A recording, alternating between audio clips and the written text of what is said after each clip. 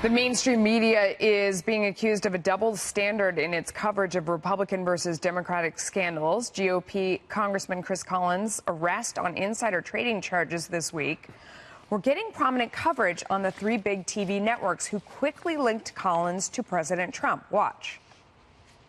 Congressman Chris Collins. Republican Congressman Chris Collins. New York Congressman Chris Collins. Republican Congressman Chris Collins, one of the first to endorse then candidate Donald Trump. The news setting shockwaves through Washington. As one of the president's earliest supporters comes into the crosshairs. And new trouble for one of President Trump's earliest allies. He became the first congressman to be charged with a crime since Trump's presidency. Okay, so you get their point. Those are the same three networks appeared to ignore or downplay the indictments and trials of two Democrats in 2015 and 2016. This is according to a media research study. The networks had zero coverage of former Democrat Congresswoman Corinne Brown's fraud conviction and just 68 seconds of coverage of former Democratic Congressman Chaka Fattah, also convicted of fraud. But the Republican Collins getting more than 18 minutes of coverage in the first 24 hours after the news broke. What do you think?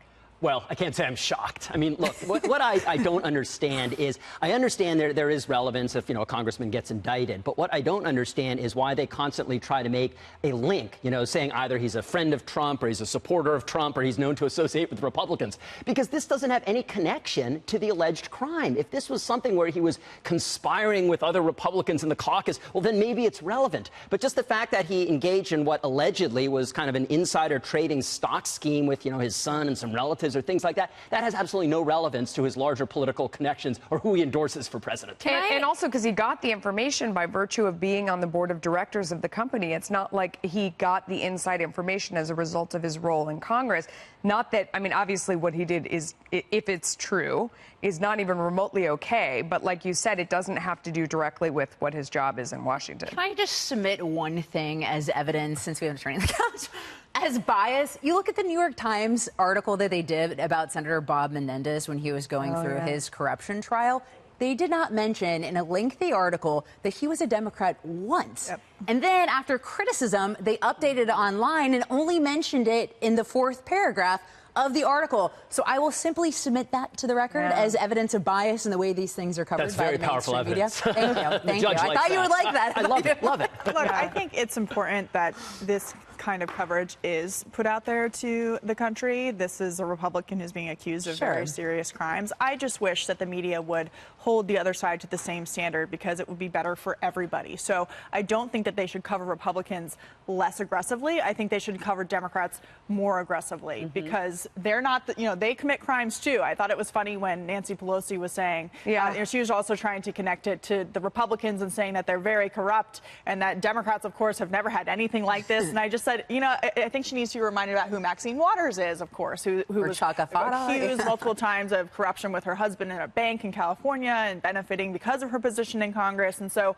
there are ethics violations on both sides. The frustration for me as someone in media is that Democrats are not given as much aggressive coverage. The same thing for Barack Obama. And it's not that journalists just have bias. They actively sometimes cover up things. Like, for example, Barack Obama's photo with Louis Farrakhan, and the journalist decided to hold it as to not derail. Or leaving out the word Democrat.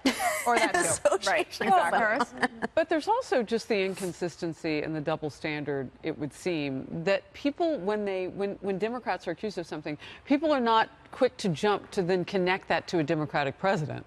Like you don't see that sort of coupling that you see with, well, how close was Chris Collins to, Donald Trump? And if that were, as you said, Tom, even applicable in this case, then fine. Right. But it isn't. That is so true. It seems as though if a Democrat is accused of something, it's a case of individual malfeasance. Did you ever hear anybody say, all this is going on and their relationship with Barack Obama or Bill Clinton must have been such and such? Right.